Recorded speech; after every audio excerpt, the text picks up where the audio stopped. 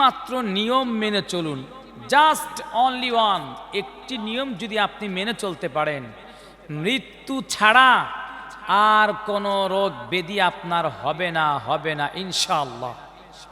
এর মধ্যে 1 নাম্বার, প্রতিদিন সকাল সকাল ঘুম থেকে উঠবেন, অর্থাৎ সকালে ঘুম থেকে উঠে আপনি ফজরের পরে কখনো ঘুমাবেন না।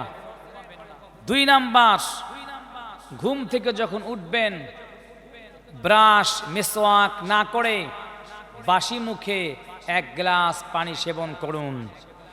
3 নাম্বার, জীবনে কোনোদিন সুস্থ থাকতে চাইলে পশ্চিমাদের মতো, অসভ্যদের মতো দাঁড়িয়ে জীবনে কখনো পানি সেবন করবেন না।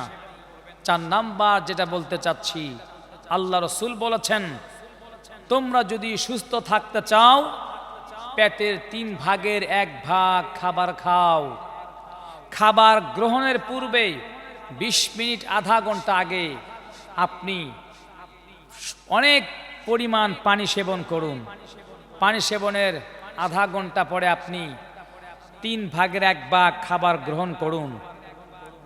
খাবার মাঝখানে কখনো পানি পান করবেন না বিশেষ প্রয়োজন ছাড়া।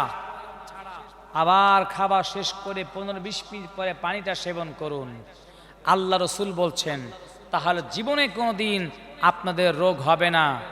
বিদেশিরা অনেক টাকা পয়সা খরচ করে মদিনাতে অনেক দামি একটা উন্নত একটা হাসপাতাল করেছিলেন। 6 মাস চলে যায়, কোনো রোগী খুঁজে পাওয়া যায় না।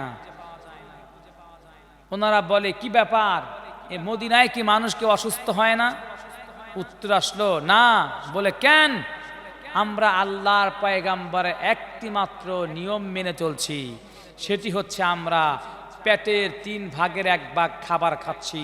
ওই বিদেশি ডাক্তার তখন বলেছেন, শোনো, এই নিয়ম যারা মেনে চলো তাদের পেটে কোনো রকম রোগ ব্যাধি হতে পারে না। আল্লাহু আকবার।